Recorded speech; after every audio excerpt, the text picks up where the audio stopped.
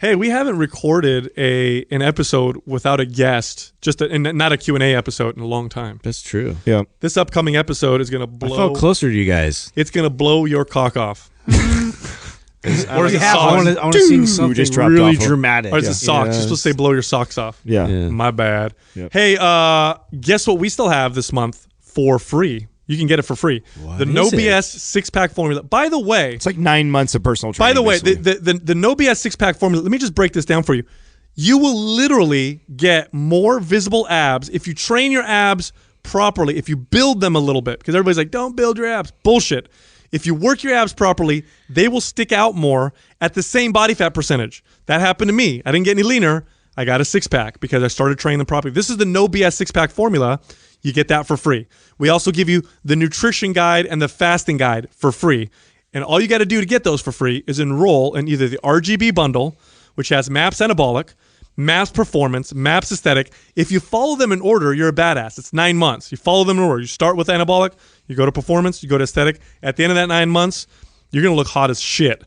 Or you get the MAPS Super Bundle, which is the same thing, except we also include MAPS Anywhere, which is the equipment-free MAPS program, which will blow your mind, and Prime.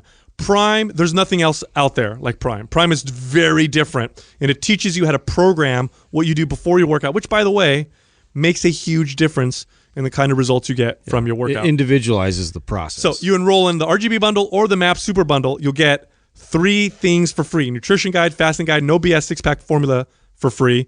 I think that's probably the best giveaway we've ever had in our entire lives. This is what you do.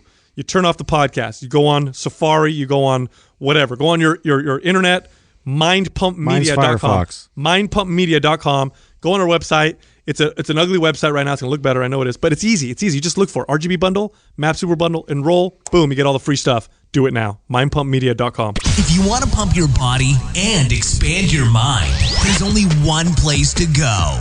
Mind Pump. Mind Pump with your hosts, Sal DiStefano, Adam Schaefer, and Justin Andrews. Where did you get that sweater? Can we talk about your outfit You got a real dad outfit. Right here? Can we talk about your outfit right now? It's very, I'm going to go pick up the kids at 3 o'clock. This one right here? What I mean? Yeah. No, bro. This is in style, bro. You're too comfortable. Yeah. What do you mean? You're too comfortable with yourself. What? I think there is a part. I think there's a part of health. I think there's a part of healthiness of being a little insecure. No. Yeah, I think so. I think you're too. Do you know what they call your outfit? Says I'm too secure with myself. Do you know what? Do you know what it says? Do you know what too much? You know what comfortable translates to? What? Confidence. Yeah, it says it all over you. I'm extremely confident. I'll get naked right now, motherfucker. Don't challenge my comfort level. Actually, you know it's Don't great. push him in that direction. I'll pull my dick. You know, we always talk to our audience, right? I think multiple times we said this on the show. He already doesn't shower. People ask us about the whole greatest strength is your greatest weakness, and I'm going to pick on Sal right now because he has. What the fuck? Because he has my God. What the fuck? Because you have. See how the tide just turned? How did I get lambasted? No. Because you have Ooh, lambasted. You have incredible self-awareness, and that's one of the things I absolutely adore about you. I think it's an incredible trait. You adore. It's adorable. I do. I feel like a child. Right? Thanks. Was that not the right word? No, it's good. That was a good word. word. I feel like Adam has like hearts in his eyes. No, I feel like you adore me. Like, Continue. Yeah, no, I just there's not a lot of men that I meet that I feel are on that in this is see, I was really complimenting myself on the same level as I am. You're so good at that. Right? He thought it was a compliment, and I just went right back to me. You remind me of myself. We call you the rebounder, only Adam. not quite as smart and good looking. Compliment, dish, boom, bounces back. No, so I really feel like you have this ability to do that. Like so, and I think that one of your by far your strengths is you truly are so secure with yourself. And incredibly confident, and enough to even talk about the insecurities. We've had episodes, right? We did a whole episode on our insecurities, so we're all very comfortable with admitting that. We've put it out there. I'm insecure about my security, but I also think it's too much. I also think we're going through a transition in this company right now. Man. Yeah, here it comes, and because we're all so comfortable with ourselves, I even found myself doing that, not realizing like, hey. You know, it's unfortunate, but we are in a very superficial world and even more so a very superficial business that people on the outside are going to, our website is seeing, X amount of impressions every single month. So tens of thousands, 100,000s of people coming through. We're going through a facelift process. Well, and I know that people are going to come on there and they're going to see us. So they're going to see how we present ourselves, everything from the way we dress, the way we talk, the way we act, and things like that. These are things that like you actually have to start to think about when you get on this larger scale. Like it was all fun and games when we started this and said, hey, we're going to do it because we love doing it. We want to help some people out. But when it's turned into a legitimate real business, these are the conversations that you have to have with yourself on, okay, this person could potentially have just been scouring the internet, randomly found us.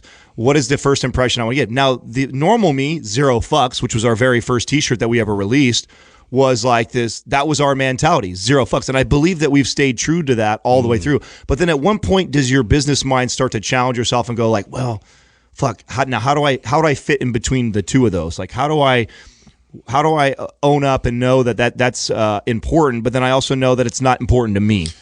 You know what's interesting about that whole process? There's a few things. One, I think optimizing your business through the internet, you got to look at you got to talk to the experts. And I'm definitely, I don't think the three of us we're not experts in this, which is why now lately we're asking people who we think we're consulting. We're consulting a lot. Like, okay, what should this look like? How should this be presented? That's very, very important. Now, on a personal level. Now, mind you, though, I know that what was really hard for us and why we waited so long for this was because we're also very passionate about it portraying who we really are. That's the thing. So Here's what's interesting to me. It's the internet business is there's some tested, tried and true methods, which is what we're consulting people with. And then there's like a lot of it that's like emerging and new. And there seems to be this trend where people want just real, like as real as possible. And it's kind of recent. Like I'm even noticing on fitness pages, it's refreshing. Dude, people are posting pictures of themselves like relaxed or, no makeup and they're using that now to build their business because there's like this off air. We talked a lot about this with Tom Bilyeu, right? I mean, it's that whole realism thing. And so as soon as something becomes a thing, then it loses its authenticity. And so you can see this, like there's pages that I'll follow on Instagram where the fitness model dude or girl is like super, super fake all the time. And then all of a sudden they're like, here's my stomach relaxed. Yeah. I'm a normal person too. But like a split image, I'm like, oh, now I'm flexing. Yeah. And it's just to make sure. So, I mean, I don't know. I don't know what to think because, for me personally, I want professionals to consult with me to make my personal pages optimized for reaching as many people as possible, for maximizing business potential, for maximizing the ability of whatever platform I'm using to communicate whatever I'm trying to communicate, because that's the ultimate goal. But I also, on my personal level, for myself, I don't know. It's almost like if you change that, you might actually fuck yourself. You know what I mean? Especially if you've built. Well, a lot of people don't know this, but we've hired 3 different companies and fired all 3 of them to do exactly this for us. And the reason why we all said fuck it, we're not going to hire anybody else. We basically gave up on that because we cared so much more about making sure that the brand stayed true to who we were than we cared about optimizing it. And as important as that is. Well, in I business, think whoever works with us, like now we've got like Taylor, right? Taylor works with us, and I think. He's actually a fan and he understands what our message is, and so far all the suggestions he's been making and helping us with feel super authentic. They're ideas that we wouldn't have come up with because we're not hip to this stuff, but when you see it you're like, oh fuck yeah, that totally represents us. The other companies, they didn't understand us, you know what I mean? So like there were some ads that we did on Facebook through that other company or whatever, and I saw them like, holy fuck, like this represents the shit that we hate in the fitness industry. You know what I mean? This isn't who we are. Mm-hmm. So I guess that's probably one of the difficult things all brands go through. Yeah, it's a fine line because I mean, you make an example for like a Steve Jobs character where it's like he's got shitty fashion sense. You know what I mean? Like he's got this turtleneck and jeans, and like he just influenced everybody. But it became his. It became his thing, and people like mimicked it. Did you just compare us to Steve Jobs? I had to go straight to the top, right? I think he compared. I love. This is what I love about you. No, I didn't compare. This is what I love about you guys. I'm saying that, like, you know, if Sal, you know, if he wants to keep going with the soccer indoor thing, you know, like, and you know, the ready to pick up at 3:00, it works. You know what I mean? There's going to be like a huge following that like this. It's going to be a fad. I don't know. Right? Now this is a question. If you influence them, like right? This is a question I have for Taylor. You know what I'm saying? This is a question that I have for Taylor. Is that because I somewhat agree with you guys. I can see that side of it, and then I also see the other side of it. So I feel torn on, you know, how you do. Bro, you're that. the high fashion guy. I mean, don't deny it. Like you're that guy. Well, like, yeah, but I've always been that. I've always that's been. What that. I mean, that's why it works, and that's why your progression of it makes a lot of sense. You know, I'm somewhere in the middle between you guys, so. You know, I think it's like just like everything. We always have like two poles and then one sort of in the middle. This also reminds me. This reminds me a lot of the conversations that I would have with my clients, right? And you have to ask yourself too that. Like you've gone through parts of your life, right, where you did things like taking care of yourself, whether it be grooming, you know, or how you put your outfit together. And then I remember going through this, and it was probably between like, I don't know, 27 to 30 range. Where so before that, I've always been into like, you know, shoes and things like that. Like, and I care about fashion, whatever.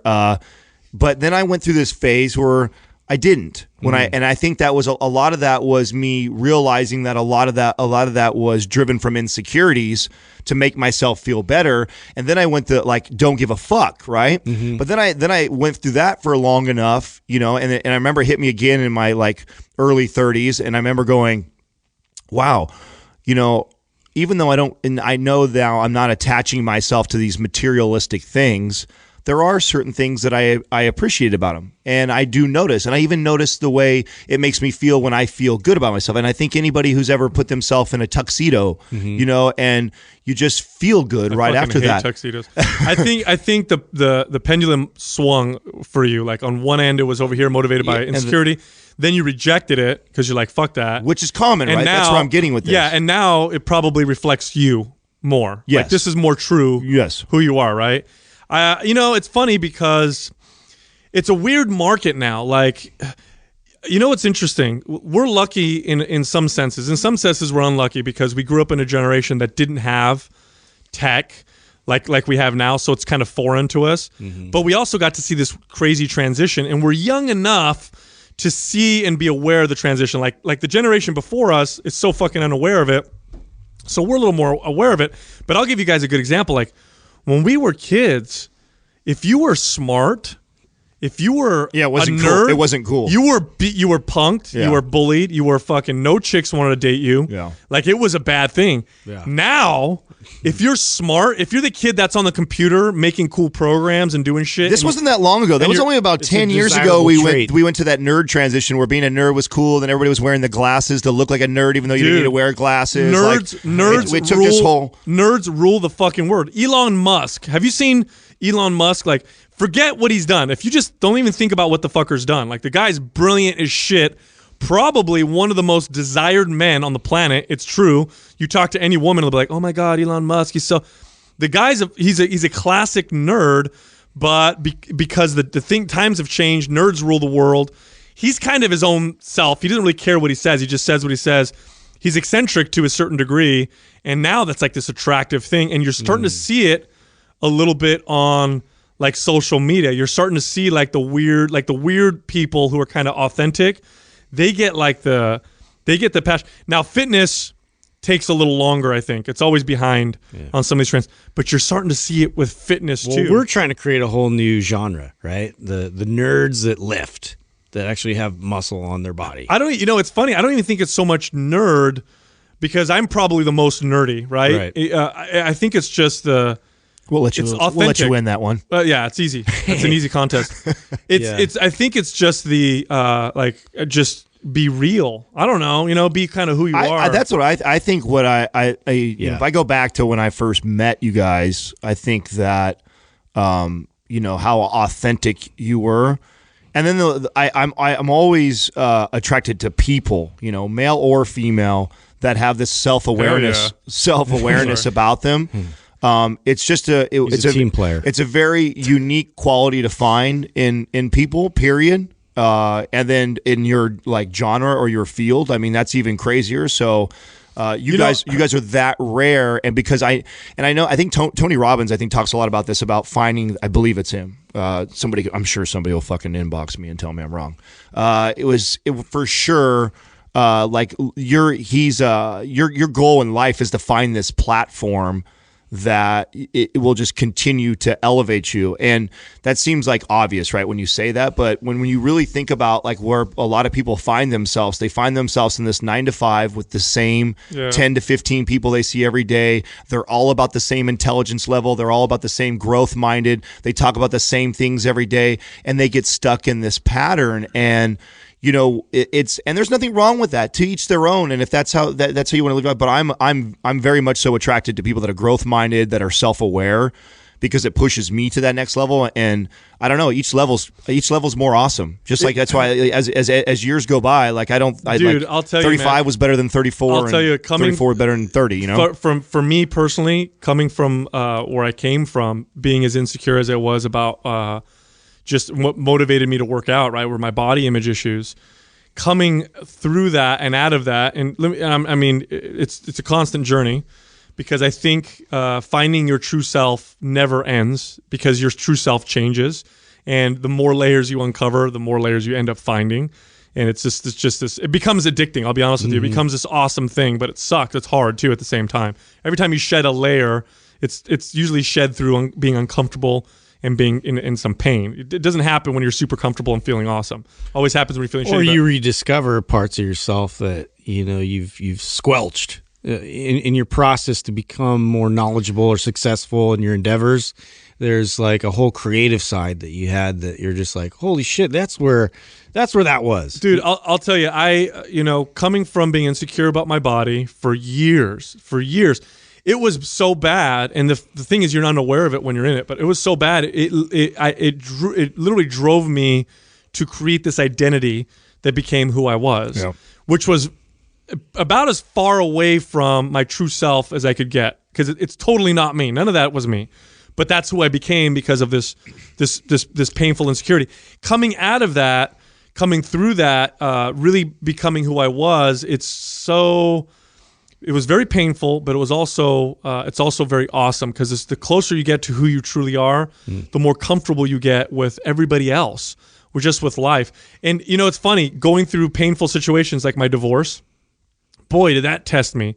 Like, I was never really insecure about the car I drove until I got divorced. All of a sudden, I was single for a little while, and I was like, oh fuck, I need to get a cool car, right? And then I thought to myself, like, would I really want to date someone who was attracted to me because of my car? No. Actually, the kind of people I'm attracted to don't give a shit about that kind of stuff. And it's fine if you are. I'm not talking shit. Just me personally, if I'm talking to a girl and she's like, ooh, that's a cool car, I really like that, or that's a turnoff for me. So I'm like, wait a minute, why would I even want to attract that? So that was a challenge for a second. Having children, holy shit, that was a huge period of growth, and continues to be a huge period of growth, to the point where the things that I find challenging with my children are my own projections of what I used to find challenging as a kid, it's insane. Like, when I see my kid volunteer to sign up for these group sports and want to play on these teams, I get nervous. Why do I get nervous?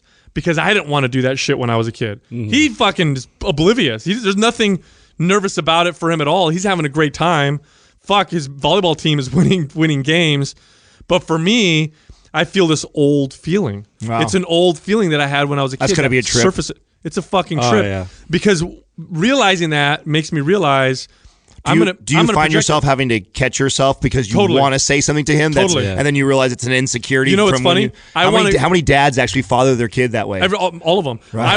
All of them. They identify themselves through their kids. I want to like preemptively talk to my kid about shit that I think is going to bother him, and then I realize you might create he that. He probably doesn't even have a problem with it. Dude, Jessica pointed that out. She's like, why are you going to have that talk with your son, like it might not even be an issue for him. And I'm like, holy fuck. Or let him experience it first. Yeah, like I'm preemptively like trying to project what's going to happen because that's what happened with me. Mm-hmm. Yeah. When in reality, that's not a fucking issue. Yeah.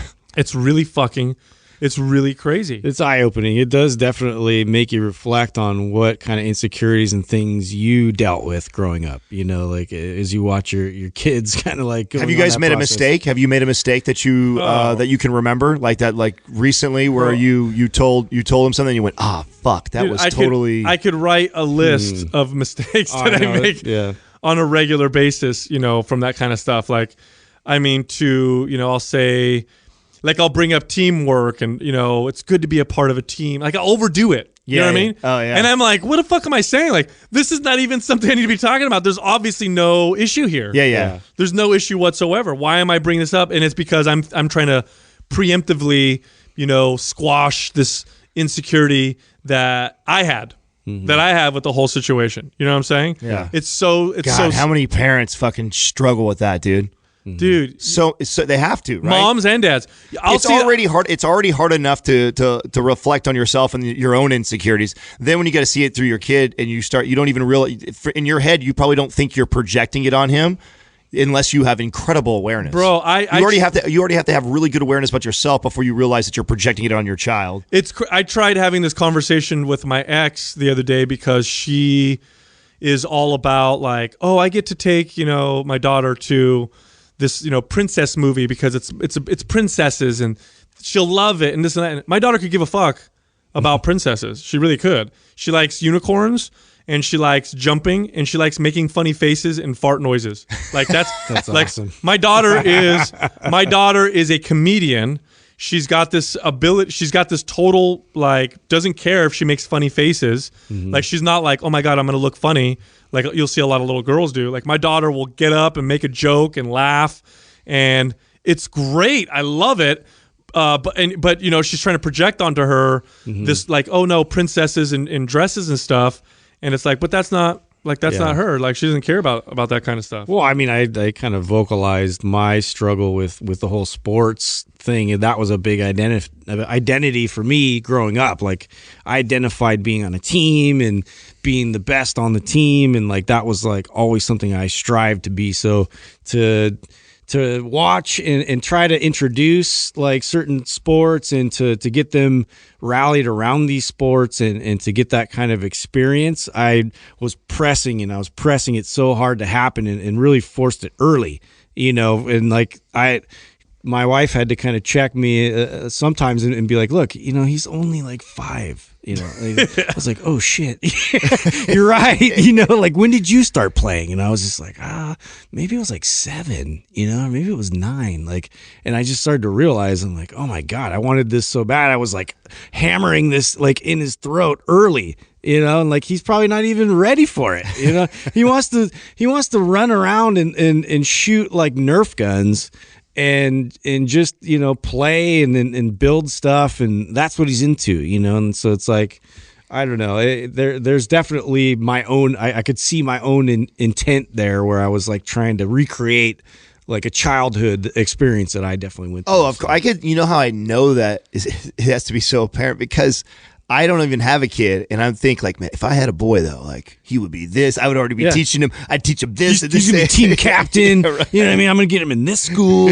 Yeah, he's gonna do this. Imagine this. Imagine Adam, if you had a kid. Let's say you had a son, and he was introverted, didn't really care about leading, any teams. He just likes to, he likes to read, do his own thing, just kind of be quiet and whatever. Like.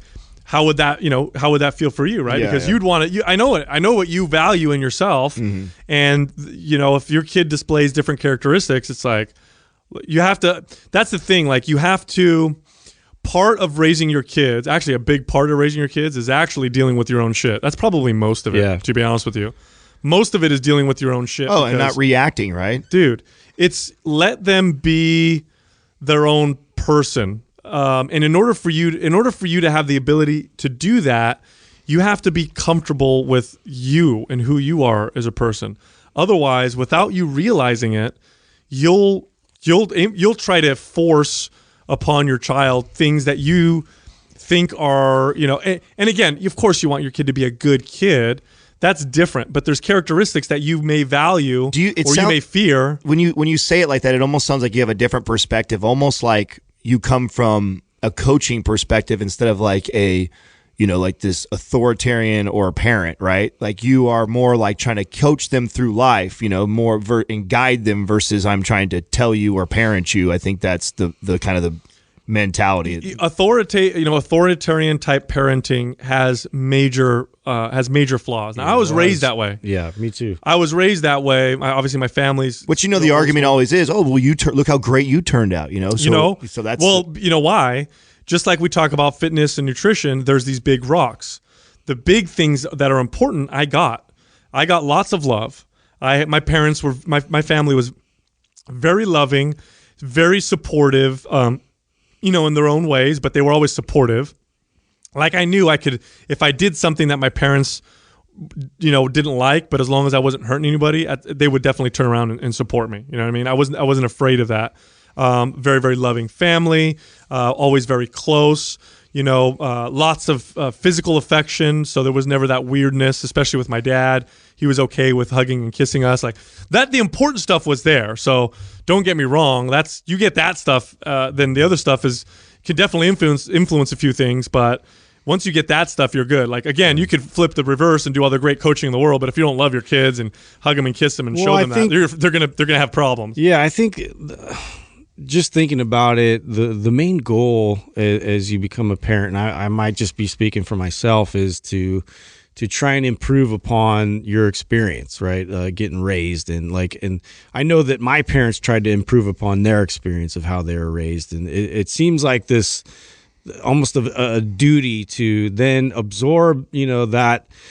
Like the knowledge and the what you've learned from that process, and then now kind of understand a little bit deeper, like, okay, that's really how that affected me when, my dad cornered me and told me to do this specific way, or like used fear for this, whereas I probably will try not to use that tactic. But there was a lot of great, just like Sal mentioned, like there's the main sort of guiding structure that that creates the foundation for it. So it's just really kind of like tweaking the knobs and then figuring out like your own process with your own kids, and tuning into their personalities and what's gonna give them the tool set to then go and make better decisions by themselves. I'll tell you what, I had a client that I trained for a while who there's a few people that I've met in my life where I see them with their kids. First of all, I've told you guys before, if I see someone with their kids and they're great with their kids, I instantly like them. I just do. If I see someone with children and they're good with them, especially if it's their own children, it's just automatically I feel like this is a good person, because I feel like people who are good with their own children with other kids can't be a bad person. I'm sure that's not true, but that's just how I feel. And there's a few people I've met where I look at and I go, wow, I'm really learning from that person. Actually, Doug is one of them. Doug is an amazing father to his daughter. And I had another client who he brought his kid in a few times to work out. And I just saw the relationship that they had when he would train, when we would work out. And I was just like, man, he's such a good job of talking to her that she listens rather than because she's fearful for getting punished or whatever. Like he wasn't authoritative. He talked to her like she was a human being, like she had a brain. And it was kind of mind-blowing to me because, again, I was raised very authoritarian. So at the time, my daughter, I don't think she was even born. My son was real, real young. And we're having a conversation. His daughter's just this beautiful little girl. And I joked around, and I'm like, oh, man, it's going to be trouble when she's a teenager. She's so pretty, And he made a comment like, oh, yeah, I'm pretty sure she'll probably have a lot of sex or something like that. And I was like, like, dude, isn't that gonna fucking piss you off? This guy, yeah. I'm like, isn't that gonna fucking, like, you're gonna beat those guys up, right? And he's like, why? I'm like, what? And he's like, listen, he goes, definitely if she's comfortable with her body and herself and she's doing things for the right reason and she's not trying to get love or trying to seek attention. And he was explaining to me, he's like, look, most kids who are comfortable with themselves or whatever, they'll have sex right around the late teens usually. He goes, but if they're comfortable with themselves, it's not a destructive thing. And he goes, I want my daughter to be very comfortable with who she is, her sexuality, and I want her to have really good sex. And I thought about it, and my internal instinct was to be like, what the fuck? what the fuck are you talking about? Danger. I'm like, you want your daughter to have good sex? And I'm like, wait a minute. You don't want your daughter to have Talk about bad serious sex. ownership on him feeling. That's another level. It is another level because you know what? That's him really owning that he knows he's gonna impact that right now. How she acts 15, 16, 17, 18 years old. Well, even when she's a teenager, he's going to talk to her about sex, not like it's a dirty thing, but like it's a normal thing, and that she needs to be okay with knowing what she likes, and she needs to be okay with knowing what feels good, but she also needs to be secure with herself in the sense where she's not trying to get attention with it. She's not trying to seek approval with it. She's not trying to get someone to love her through using sex, because those are all negative ways. Negative connections and most common, right? Right. And a lot of those that we don't realize, a lot of those negative associations with sex, this was mind-blowing for me, come from thinking sex is a dirty, bad thing. And when he said that, like, I want my daughter to have really good sex. And I thought to myself, and I'm like, well, of course. Like, you don't want your kid to have bad sex. You don't want your kid to be so... Like, have this. What are we going to title this, Doug? I don't know. We get uncomfortable. Make sure your kids have good sex. We get uncomfortable. Actually, with it. that would be a great title. We get uncomfortable with it, but think about it. Like, I know. Like, you don't want your kid to have, because this is my culture. Okay, old school Sicilian Catholic culture is, especially with girls, we teach them sex is bad. Mm-hmm. We teach them it's dirty. It's the old Puritan it's a sin mindset. Yeah. It's a sin. Do you know how fucked up? You know how fucked up you make your little kid, especially not your little kid, but your daughter in particular. You know how fucked up you make them over that? In fact, boys too, because in the Catholic culture, right, it's bad, it's all, you end up getting this kind of distorted view of what it is, and it's not healthy. So then you get these girls who grow up, maybe they did everything their parents told them, and they waited till they were married to have sex. And they probably got married a little early because they wanted to have sex, and they thought, well, this is what they married the wrong motherfucker. He's a horrible husband. They have shitty sex. She has problem orgasming. She doesn't want to do certain things in sex because they're dirty. So their sex life is this very weird, restrictive, unhealthy situation. Maybe he cheats on her as a result. Maybe she later on gets a divorce, becomes extra promiscuous now because she's trying to discover. Like, think of all the ways you could fuck that shit up. Because you have, and for me, this was fucking mind blowing because it's a snowball effect. Because that's how I was raised, and my instinct. I'm not going to be honest. I'm going to be totally honest. I'm not going to lie.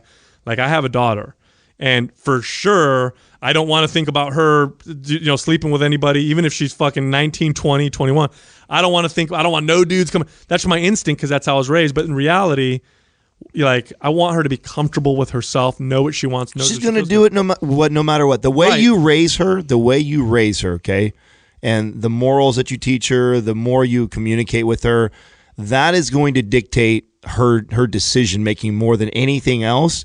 And you want it to come from that place, from a good place. To me, it was very. I was the boy who I signed a purity card when I was a kid. So I lived, did that do you any good? No, it was harmful. Yeah, absolutely. You.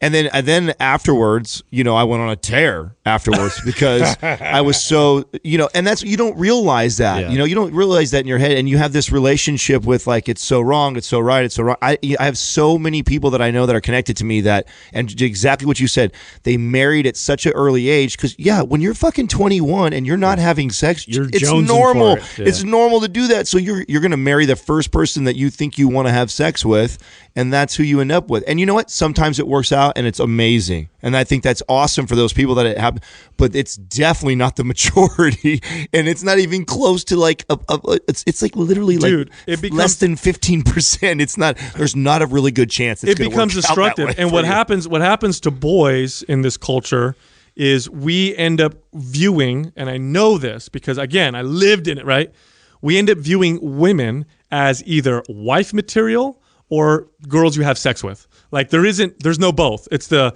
do they call it? The Madonna something complex, where you have, and I know this because in these old cultures, men have their wife that they have normal sex with, and they, no, she doesn't do that. That's the mouth that kisses my children. I've heard men say this before. But then on the side, they go bang the girl that's a freak, and that's how they have to separate it that way. They can't have that connection with their wife because in their mind, that's dirty. And then for girls who grow up in that situation, they have trouble enjoying sex because the second they enjoy it and they let loose, shame, guilt. Yeah. Like, I know women. I know people.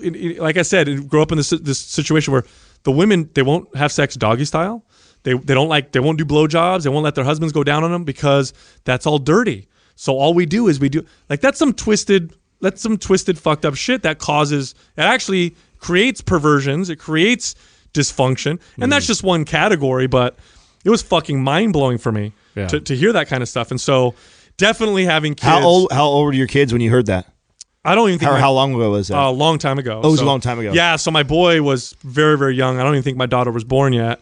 And it was like, again, that was mind blowing for me because sex is one of those topics that was so taboo. Oh yeah. Like growing up, it was just, and it was weird too. After I got married, all of a sudden my parents were like, "We can talk about sex now." I'm like, "No, we can't. Like, we never talked about it. I don't want to talk about this shit. Can't now. open that door now. No, I'm sorry.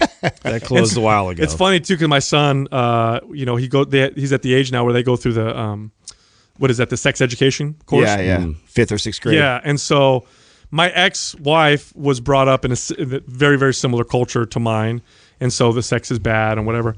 She could not have this conversation with him. Like, you're supposed to talk with your kids because they send a paper home that you're going to sign, and then they're going to learn about this kind of stuff. Yeah. And so what you're supposed to do is you're supposed to sit down and have this conversation with your kid. Also, she couldn't do it. I was the one that went and did it because for her it was like so embarrassing, and I'm thinking like this is like a totally normal thing. Like, you need to have this conversation. So, luckily I was able to do it with him, and we talked about everything.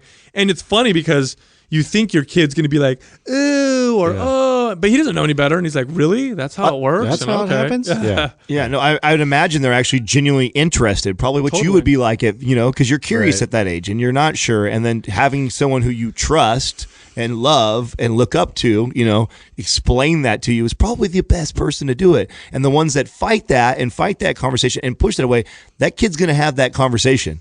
And if you don't figure out how to do it, he or she is gonna go do it with probably someone you don't want them to have that conversation with, and giving them advice, or the internet. They'll learn it from porn. There was such a disconnect there, with the communication process, and I think that really highlights that because culturally, like growing up, like it just seems like that. Nobody talked about it, and it just became this thing that like everybody's like so secretive about the process of it. And so, even for us, like growing up, I'm like always asking like somebody's older brother, and I'm like trying to get all this information. And then you get like, oh, look at that porn, or it just becomes this thing. It's so taboo. If we just had a normal conversation about it, it's a lot like how I look at alcohol as well. So if it's never in there and like, oh my God, you can never have it, and like only drunk losers or whatever, like instead of just having this with dinner and just being casual and chill about it, you got to ask yourself such a different contrast. Because I'm now my son's getting to the age where we're going to talk about drugs. I want to have these conversations because these are things he's going to be exposed to anyway, right? He's going to be exposed at some point, whether it's in college or even high school, where he's going to hear about these things or see these things. Maybe they're going to pass in front of him, right? And I think as a parent, our biggest fear is, oh no, they're going to try drugs, right? That's our biggest fear. So I want to keep them completely away from ever doing them again. But then you got to think to yourself, like, okay, the reality is that they're going to be, at some point, you're not going to be around. They're not going to be in this sheltered, structure. They're going to see the drugs, and they may, in fact, make the decision to try them. And which you want to tell them never to do that again. But then I also think to myself, okay, let's think of all the drugs that they're going to try and that I probably won't have a problem with. At some point, he's going to drink wine. Am I going to freak out over that? No. Can wine be very dangerous? Well, I think for caffeine. I mean, what about medications? Like, what about just talking to your kid and being honest about things? Like, the conversation I'm going to have with them. Yeah, but here's the thing, though, and I know where you're going because I feel like you can do this. Because I already know. If I was you, I know exactly how I would say this to my kid because you can break it down on a molecular level what each thing is doing to them. And I would do that. I would communicate that so they understand, like, this is what's chemically happening to you. This is what's going on with your brain. This is what's going on with your stomach. This is what's going on with all those things. These are the risks if you do too much. Like, you could lay that out to them, and then, quite frankly, they're going to make that decision whether they're going to or not. And yeah, but I think it's a valid strategy to start like that, like caffeine, and then you kind of progress and you go alcohol.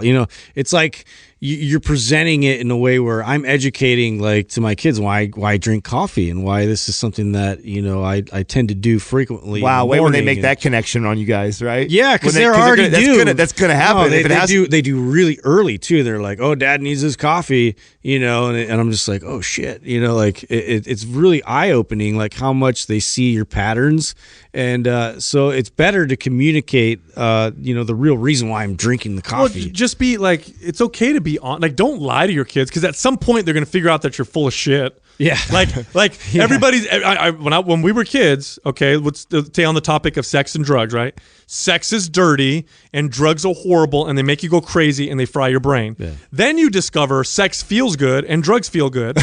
Yeah, right. Right. So I remember just mind blown, right? Well, when you're a kid and you first experience it, you're well, like, I remember what was all this? I remember thinking to They myself, lied like, to me, son of a and bitch. I'm gonna be like, by no means do I have any desire to try crack. Okay, crack cocaine. I have zero desire to ever try it. I never will. There's definitely whatever. But when people tell me crack makes you go crazy, it's a horrible thing, whatever.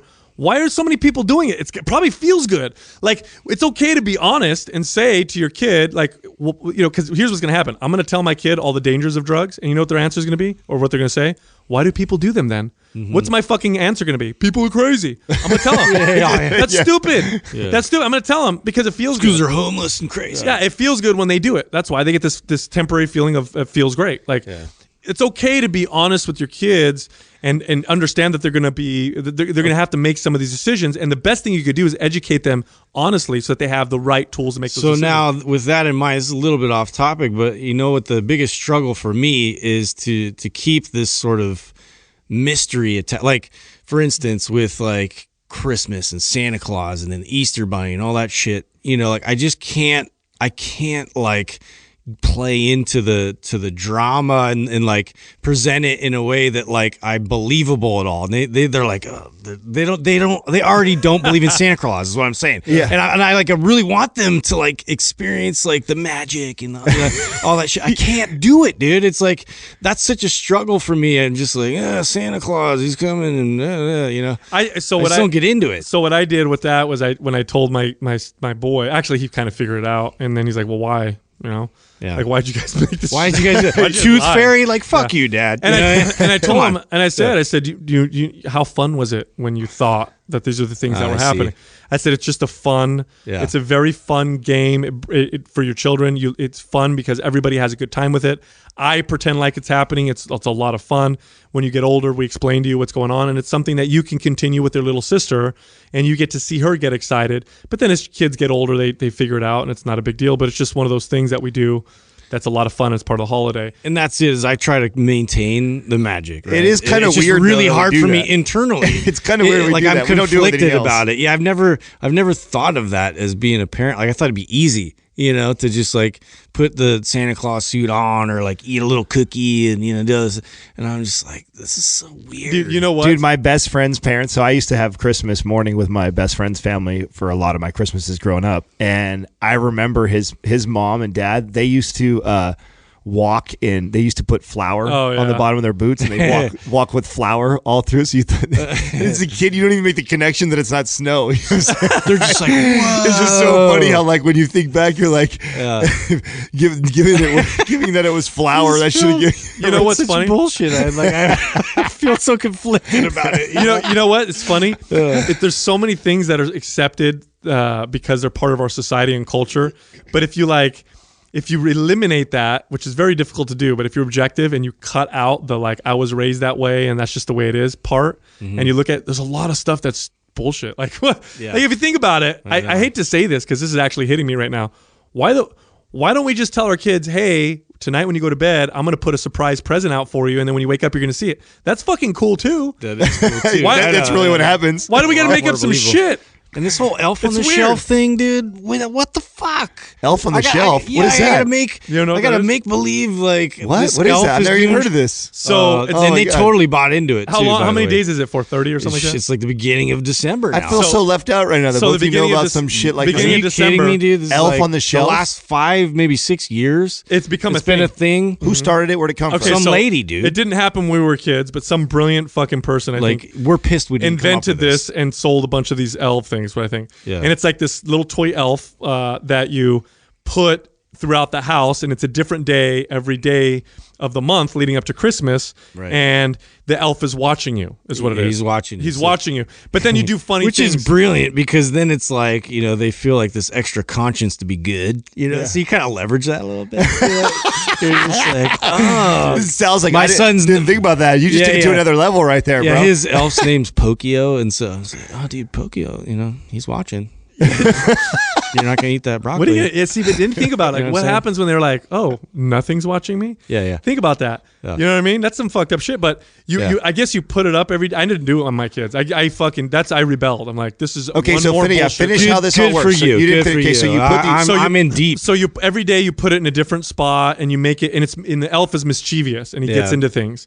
So like, and he freezes. I had him fighting like Star Wars characters and all kinds of Yeah, shit. so you do all these things like, oh, he got into the sugar, or he got into the candy, or he's trying to open the presents, or he took a poop in the candle over here. Or yeah, whatever. and you do all these different things every day, and the kids wake up and then they look for the elf, and when they see the elf, then they see what he's gotten into.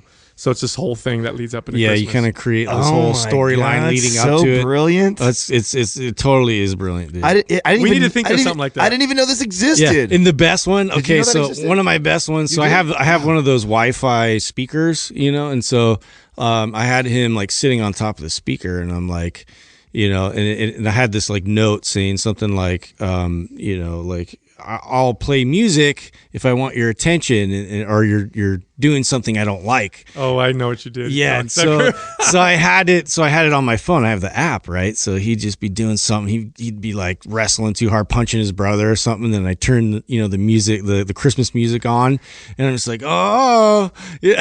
And he's like, and he stops like mid whatever he's doing. He's like, oh no. And then he just is totally good. It's amazing. You manipulative little fuck. It was amazing. I was like, I want to do this every day. Dude, let's break this down for a second. Yeah. Let's break this down. So, because I would do that shit with my kids too. I didn't use Elf on a Shelf, but I had this phone number I could call on my cell phone where Santa Claus's fucking voicemail pops up, and they'd be like, "I'm gonna tell them what you're doing." Be good. Yeah, exactly. Think about it this way: like, your kid is behaving better for a For Santa fucking Claus. fake, for a super stupid. Yeah, what the hell, man? Than they are for you. It's always somebody else. They behave like awesome. And the reason why they're behaving better is not because what they're doing is good. Because they're gonna get something. Because they want the toy. Yeah, they manipulating. Yeah. Do you really want to raise? Think about this now. This is fucking blowing me away. It's messed I love up. having like I love having these big breakthroughs on air. Yeah. Think about it. Do you want your kid to do the right thing because they're afraid of getting punished, or because they want a gift, or they get something for it, or do you want them to do the right thing because they understand? Yeah, because it's who they right are. thing? Does it count? Does it actually count if they do it because of fear? I don't think so. You know what I'm saying? It doesn't count. No. It doesn't mean anything about their character. No, what are you setting them up for? And it's rolling the dice on which way their character's going to go because of it. Right? Very true. Which not saying that it couldn't go good because of it. That you could have done it in such a fun manner and taught them so well that they teach it to their kids with good intentions, and yet it turns into this great thing. But then it could also, what's funny? turn into a major insecurity or complex. I actually think the reason why people grow up to be good people is because of the knowing they're doing good things because they're good, in spite of all the bullshit that we do. I don't think anybody has become a good person because Santa Claus, Elf on the Shelf, or that other shit. I think that doesn't last. That's why it's magic. No, I think if anything, that's just they did it in spite of those types of things. And what happens is it's just like diet. Like it's like eating a certain way because I don't want to get fat, not because I love my body and I love myself. Right. At some point, you go off the wagon. Look, how many people do we know went to college who were raised super fucking strict and went to college or away from their parents and just went ape shit? Went Freshman 15. ape shit with everything: sex, alcohol, drugs, fucking food, like savage beasts. and a lot of people don't recover from that. There's a lot of people that I know, who ended up addicts or alcoholics or just horrible because just riddled with STDs. Just horrible because just Probably the a most common one plethora of riddled. just horrible rashes. I'm envisioning riddled with STDs. Also, it's just like fuck fuck? What did I do? Riddle me this. No, I never saw this. What is that bright spot on my dick? They didn't talk about this in 5th grade. Oh my God. You imagine you get your list from the doctor, and you're like, oh fuck, I have. Was it like Shankers? Everything. Is Shankers a thing? What's that? I don't know. I'm trying to remember all Just these make like something up again? obscure like diseases. I remember going through sex ed. Shankers? Yeah, it was like this one. It was like looked like You had to part have of your that if skin. Part of your skin was gone. You know, like on your shaft. Oh my God. I just remember it burned in my head, and I was like, "Oh my God, I don't want that." You accidentally gave yourself Shankers by jerking off too much. Yeah, or the Remember warts, all those warts. God, those pictures. No, I was just thinking, Horrible. Does the DARE program still going on? Does that still exist? Yeah, I think so. I thought I saw. I think it's more like Mothers Against Drunk Driving. That's kind of like the move. Mad. now. Yeah, mad. They've gotten from dare to mad. I dare to be mad. Dare to be mad. I thought I saw them still going. I think they still are. That's what I think is. That's the when I go back to a memory, I can remember a police officer coming into our classroom. I had to been this has to be 3rd, 4th, or 5th. At the 5th of the latest, but I think it was more 3rd or 4th. Coming in and remember the briefcases they had that unfolded. And there was like drugs and shit. Yes, there? and then a picture of every drug, and Dude, then they had a video to go with it. Like what? He's This like, I haven't thought of that. There's a little- people that do million years. LSD jump off trains. You know what I'm saying? Use People your that brain do on drugs, and then they drop like eggs onto a fryer. LSD Whoa. makes you jump off. That's what your buildings. brain does. Whoa. My mom told me that when I was a kid. She's like, because I asked her like, what's LSD? And she's like, oh, it's just, it makes you go crazy. She's like, people will do this drug and then they'll be scared in the corner because they think they're an orange And they someone's never gonna squeeze come them. back. She tell me these stories, and I would think as a kid, I'm like, why the fuck would anybody do this? But then you watch a Disney movie and you're like, what's going on here? Yeah. You know, like why all of a sudden are they having these awesome dreams and they're all like, bright colors Dude, and seriously, think about all the phobias and fears you have as an adult because of the bullshit that you were told when you were a kid. 100%. You know what I'm saying? I was just talking to I can't remember her name right now. Anyways, author of this great book, and she's a psychologist, right? And she's going into all these different things, and she was talking about like that 5 to 7 years, the 5 to 7 year range right there.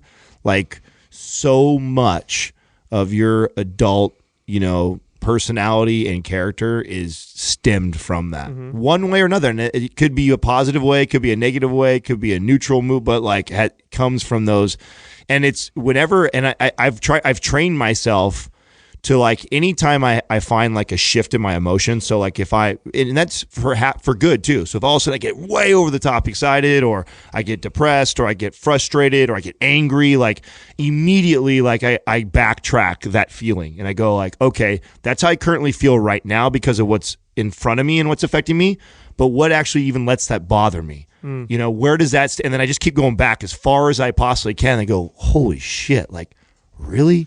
That's why I identify with that. And then like, it's so tough to do that, but I always challenge people, like anytime you feel, and I think that we tend to like focus on the bad stuff, but even the good stuff.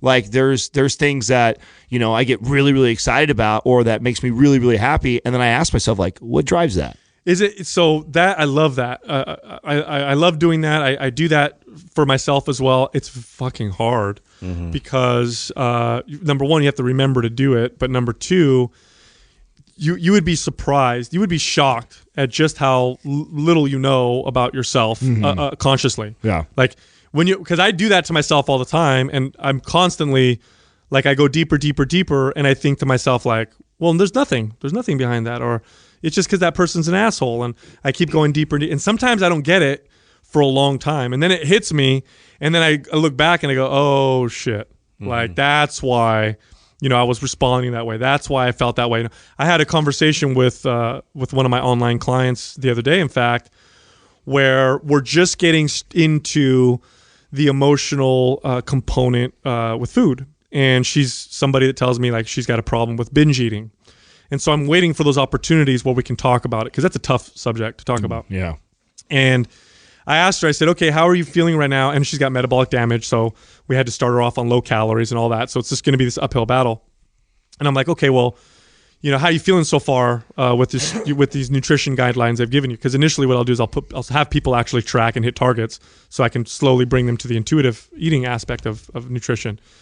And she's like, well, I'm good, but I get angry because I want to eat, Oh, no, that's not what she said. She says, I'm hungry. She says, I'm really hungry right now. And I said, okay, what are you craving? And I'm real careful with the words that I use because crave is a very different, it's very, very specific versus, you're just hungry, like generally hungry. Yeah. So I said, well, what are you craving? And of course, she's craving the foods she thinks she can't have. This is very important. So I said, what are you craving? And she's like, well, sugar. And I said, what in particular? Oh, cookies. Like, I'm really craving cookies right now. And I said, okay, why is that making you angry? Like, why are you angry that you want cookies? Yeah. Okay, think about it. Like, there's a lot of things I want, but it doesn't piss me off. Like, why are you mad that you're not eating cookies? And she said, well, because I want them, but I can't have them. I said, okay. I said, I want you to read what you just sent me. I want you to read that to yourself and let me know what you get out of it. And she's like, well, I don't get anything out of it. Like, and I said, okay, keep reading it, keep thinking about it. And it didn't come to her. And I said, okay. I said, let me help you. I said, can you have the cookies if you really want them? And she's like, yeah. I said, so it's not that you can't have them. It's that you choose not to have them. And she's like, oh, shit.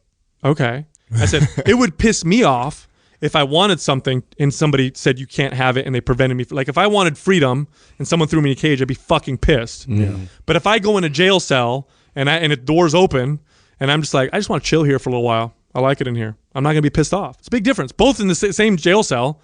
The difference is I know I'm choosing to be in there versus I'm forced to be in there. And I said, you're not being forced. Nobody's forcing you to do anything. I said, you're choosing to not eat those cookies. And I want you to say that to yourself. Now, that doesn't mean you're not going to eat the cookies. At some point you might. You're probably going to go and have them. But know that it's okay and that you're choosing. And don't judge yourself. Because the second you think you can't, that's what's making you pissed off. That's the origins of this feeling of anger and frustration. And that anger and frustration is only going to drive you. It's the dark side. It's the dark side. Yeah. It makes you turn powerful. into a Sith. But I mean, that's just one of those things. Like, like you said, Adam, when you're having these feelings, like ask yourself, why am I so triggered or affected by this particular situation? What used to piss me off a lot was, and I know people get mad at this, when you're watching TV and the commercial pops up with the singing and it's the fucking dogs and they're starving.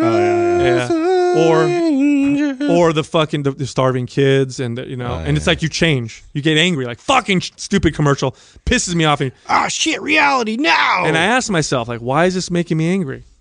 I know why, because I feel guilty that I'm not doing anything. Yeah. To help these That's what to help these animals and these kids. Insecurity, yeah. So then I asked myself, they're poking right at that, right? And they know that hits home. Well, and you also get mad at the person marketing it that way, right? Like they're cornering you and making it so like they want to make you feel like shit. That's the whole message. But nobody, it's not presenting it like there's a real need. And but nobody can make you feel like anything. Yeah, like I'm choosing to feel like shit because I'm guilty. But yeah, you're choosing because I feel guilty that I'm not helping. Well, because they know, yeah. So what I started to do was, if you're a good person, you'll feel something. Well, what I started, and think about that. Think about that. If I'm being honest with myself, I chuckle. Right, there's a part of me that actually chuckles, and I chuckle because what goes through my head when I see that, I go like, here it comes. Yeah, right. I go, oh, that's dirty. Yeah. But think about that what gets me. I see you. That's how I see it. It's but like, Justin, think about this. You just said something interesting. You said if you're a good person,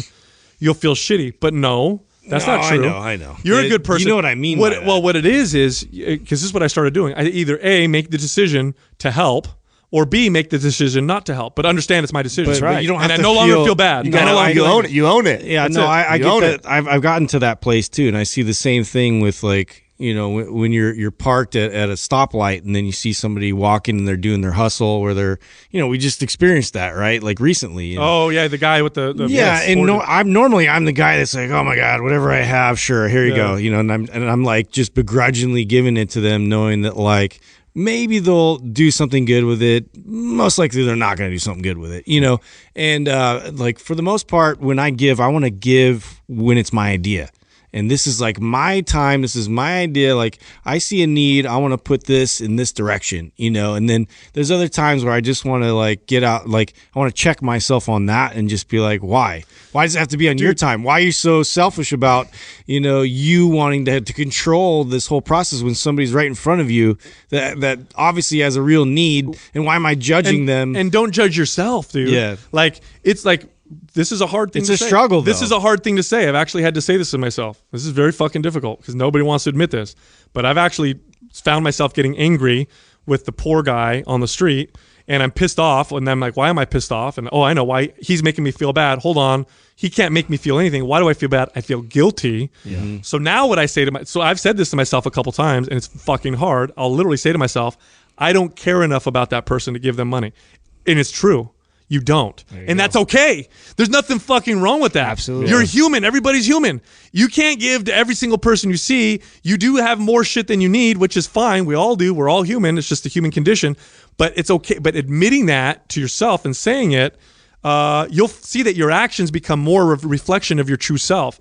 I find myself giving a little bit more sometimes and sometimes not. But I say to myself, I just don't care about that person enough. Well, you can see how that weaves right into your relationships. You have with your friends, your family, and yourself. You could take that one step further too. You can take that one step further and go like, if that made you feel compelled all of a sudden out of nowhere to give a dollar bill to that guy because he's got a sign up in front of you that's making you feel guilty, well, I could probably do a lot more for somebody. So if I feel this burden that I'm not doing enough or I'm not helping others, and I needed a sign in front of me from a guy on the street that's saying that, well then just handing that $1 is almost selfish because it's like a way of me saying that, I don't really want to address helping somebody because I don't even know who this guy is. I don't know where that $1 bill is, but yet I feel compelled to give. Yeah. And like you said, I have no connection to this motherfucker. So if I feel compelled to give, then really what I should do is I should fucking now use that and now go, reflect on that and do something with that really is going to help out. Do something that's going to help out more than one, than two. I can go do something that I know that can help online 20, 30 people, giving them, and could potentially not even use it through money. I could give like knowledge to somebody or help or like shelter. Things. I had this conversation. Right, it doesn't always have to be resources. I had this conversation with my girlfriend the other day. She's so on certain subjects, like her awareness level is like on another level, and this is one of them. And I cannot tell you how many times we'll go eat food, we'll leave, we'll have leftovers, and if she sees a homeless person, she'll go give them. My wife does the same and she'll give them money every time, right? And I'm always like, what are you doing? And at one point, and she would give them money, like she'll just give them $10, like she'll give them like big bills. She's not giving them like $1. She'll give them $10, $20, $50. Mm-hmm. And I remember, and she's not like rich or anything like that. And I tell her, I said, that motherfucker's just gonna go buy alcohol with it. And she's like, she's like, he wants to fucking feel better. Like he's making himself feel like I'm not going to judge what he's going to do with it. Right. It's my money to give to him, and he wants to feel. And that was her thing. And there's absolutely nothing wrong with that. But the other thing is, if you really want to help, this sounds crazy and it sounds selfish, but it's not. It's fucking true. If you really look deep into it and you're objective, you'll realize that if you want to help as many people in the world as possible, just be your true self and help yourself as much as possible.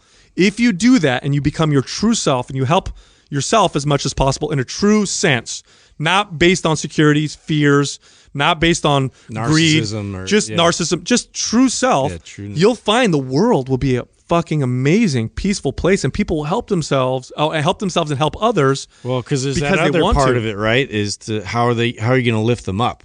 Or are you just feeling like an enabler? Do you know what I mean? Right. Yeah. So that's a real thing. Absolutely. Am I just enabling them to get reward them for being in a hole versus trying to pull them out? That's what I'm saying. Like, that's how I feel. Like, if you feel compelled to do something like that, I feel like, you know what? Like, me handing that guy $5. Actually, if I really want to help this motherfucker, I'll pull my car over. Yeah, give him a contact. I should sit down and talk to him and find out who he is and what I can truly do to help them. Have you ever done that? Understand where they're coming from. I've done that. I've never felt compelled to do that. It's eye-opening. Dude, years ago, I was with a friend of mine, and he did that. He actually, and I was annoyed, like, why are you talking to this, crazy person? Yeah. And they had a whole conversation. And I was like, it was mind blowing to me. Like now, like the person, you hear their story or whatever, and it's just a completely different connection to that whole thing. But like what you said, Adam, like maybe look, I'll tell you what, Adam, you've got the gift of motivation. You've got the gift of conversation and communication. Yeah. Why not use your most valuable tool to help people? You'll probably help people way more than give them $1. A lot more valuable. It is. For Well, sure. and I feel like if we really, really look deep inside, when we're doing that, giving the quick $1 or $10 is almost a cop out. It's almost an easier cop out because I can spare it. I could spare the change in my fucking thing, no problem. I'm not going to miss $3 right there. That ain't a big deal to me. But it's really the message I'm sending myself.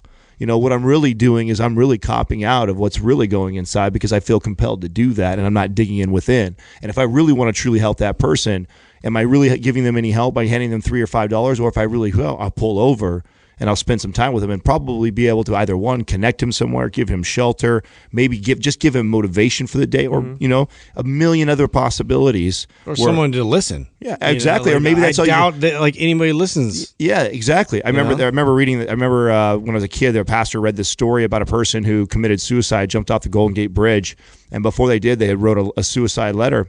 And they had to walk, I think it was like 10 miles to get to the Golden Gate Bridge.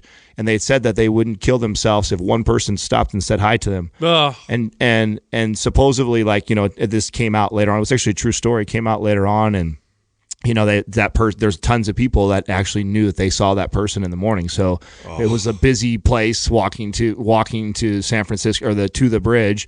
You're bound to probably walk by 20 to 30 people and not one person stopped to say hi, and that person ended up taking their life, right? So you don't think about those little things like that. And I feel like, when we get at a stoplight like that and we see things like that and we feel that, like, I think the even better is to look deeper inside. Like, yeah, you can only love people as much as you allow yourself to love yourself. It's true. Mm-hmm. It's a true thing.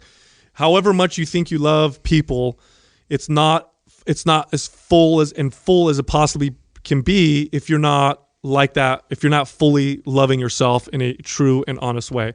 It's limited. You're limited because your capacity to truly love is limited because you can't even do it to yourself. Well, and here's the thing. This is where, and I know if someone's hung in there this long in this episode, this really comes this really comes back around to your health and fitness journey more than anything does, dude. Like, I love that we're in fitness because it's such a small microcosm that represents so much more. Right. Like right now we're talking about big things, right? Big things, your life and how you view yourself. Well, but if you can look at just fitness, it's tangible. It's tangible. You can see things change on a very specific level, and then that spreads out to all the big things. Totally. Like when you approach fitness that way, I know we say all the time, like exercise and eat like you love yourself. Well, not like you hate yourself, because you're taking care of yourself. Yeah. That's what fitness is. And then that's what health is. You're taking care of yourself. Imagine that, though. Imagine now people actually taking care They don't. of themselves. No. How many of us take care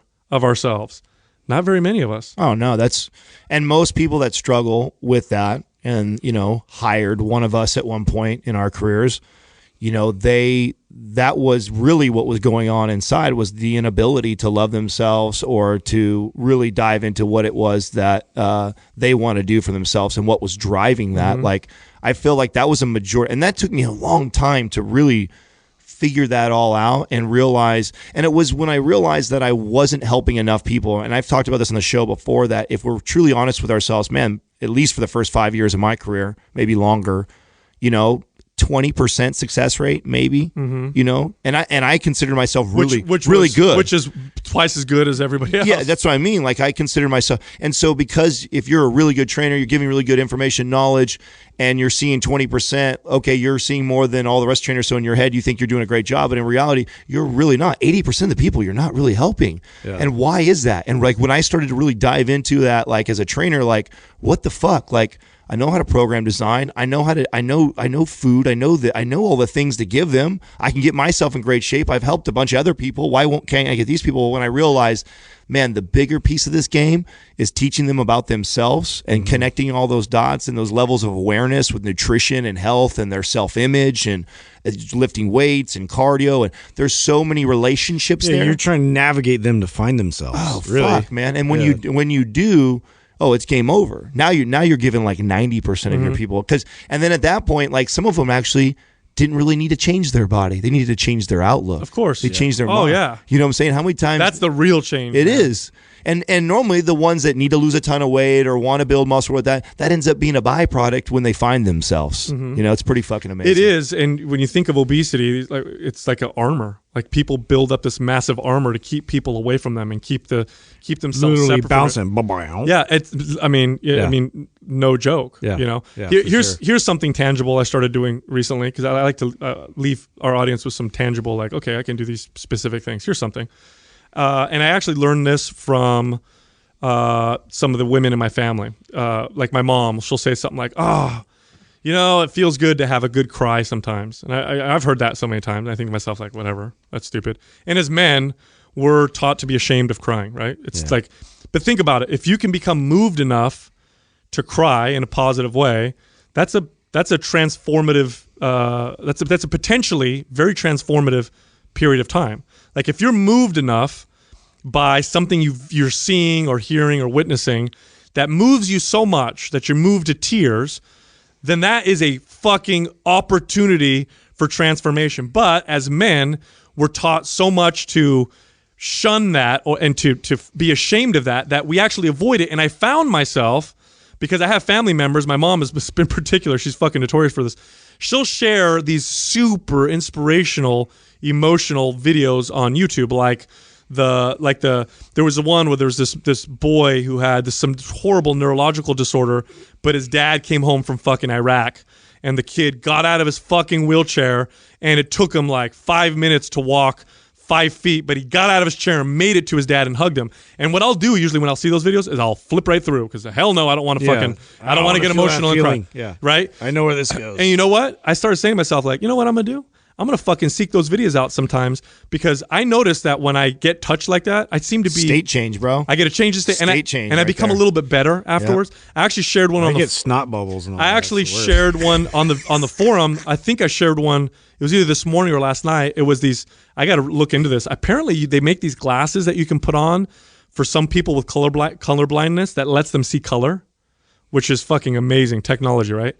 And there was this grandpa and this old guy, he's like in his probably 60s, 70s, and his kids got him these glasses. And he's like, you could tell he's this very stoic, kind of like older guy. Yeah. He puts them on and boom, takes them off in 2 seconds and just buries his head in his hands.